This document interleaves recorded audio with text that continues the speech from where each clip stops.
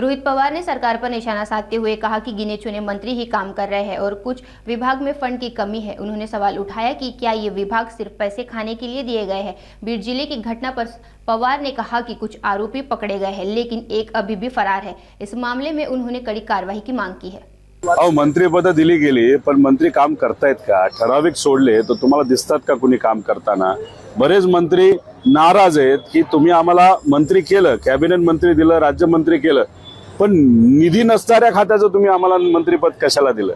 आता मग निधी असणाऱ्या खात्याचं मंत्रिपद तुम्हाला पाहिजे कशासाठी होतं? पैसे खाण्यासाठी होतं का कशासाठी होतं हे सुद्धा मंत्र्यांनी ते सांगावं। आता त्यात मंत्री नाराज, त्याच्याच बरोबर आता आम्हाला या जिल्ह्याचं पालकमंत्री पद असावं कारण का इथं निधी मोठा आहे। 600 कोटीचं बजेट आहे, 500 कोटीचं बजेट आहे, 300 कोटीचं बजेट आहे। म्हणजे बजेट बघून बऱ्याच लोकांना तिथं पालकमंत्री व्हायचंय।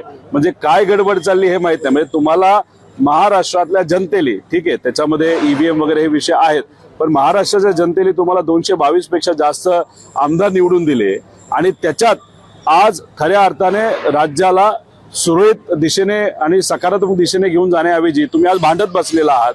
पालकमंत्री पद दिली गेली नाही, डीपीसीच्या बैठका तिथे झाल्या नाहीत का? तर सगळ्यांना चांगला पैसा असणारी खाती आणि पद आणि पालकमंत्री पद पाहिजे। दुर्दैव असं की एवढं मॅन्डेट मिळून सुद्धा यांना निर्णय घेता येत नाही। म्हणजे कुठं ना कुठेतरी या सरकारमध्ये गडबड आहे असं आपल्याला म्हणावं लागेल। नरेंद्र मोदी साहेबांबरोबर फोटो काढणारे अनेक लोक आहेत जे आज वेगळ्या एरियामध्ये काम करतात, पण मोदी साहेबांना ते माहित नव्हतं। तसंच देवेंद्र फडणवीस साहेबांचं, पवार साहेबांचं, आमचं त्यामुळे कोणाबरोबर फोटो काढला जातो त्याचे लिंकिंग करणं हे योग्य नाही।